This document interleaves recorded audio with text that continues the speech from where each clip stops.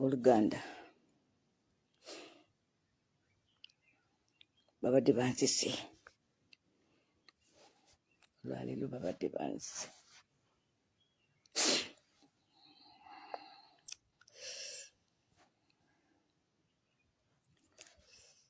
Nasimuse ekiro nendaba nga amataala kisenge kyange gonna gabadde gazikidde, nasimanyi. Nasoose kulowooza nti oba balubu kikubye, naye nga ate rest of the house wayaka. Kale olwaleero mbadde ntegeeza okukkira mu palamenti mbeereko mu shadow ne kabineti, naye ekedde nnyo omwami wange alina lutiini, azukka n'agenda mu ddiiro gy'asabira morning prayers everyday.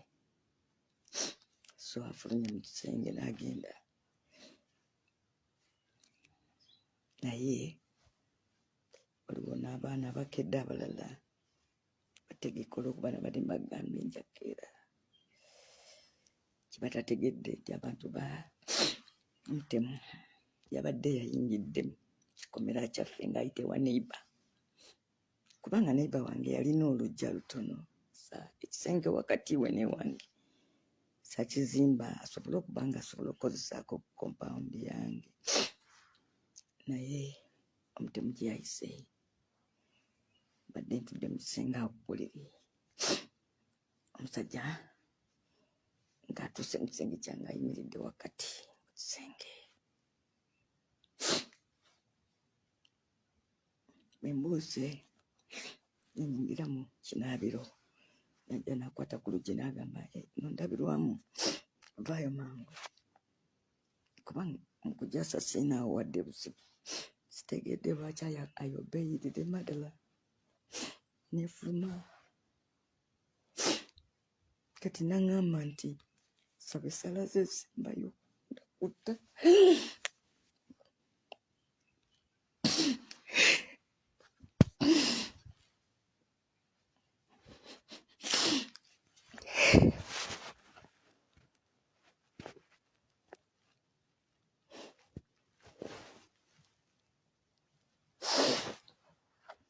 Saba essala ze zisembayo ngenda kutta. Nfuna amaanyi naye nga mmanyi kyengezaako tekisoboka, kubanga si kyangu okuwulira eddoboozi eriva mu kisenge kyange ng'oli mu kitundu kirala eky'ennyumba yange. Empita nnyo omwami wange, simanyi ngambye awulidde.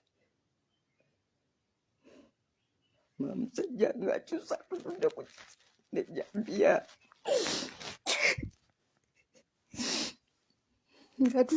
akyusa atunulidde ekisenge, saba essaala ze zisembayo.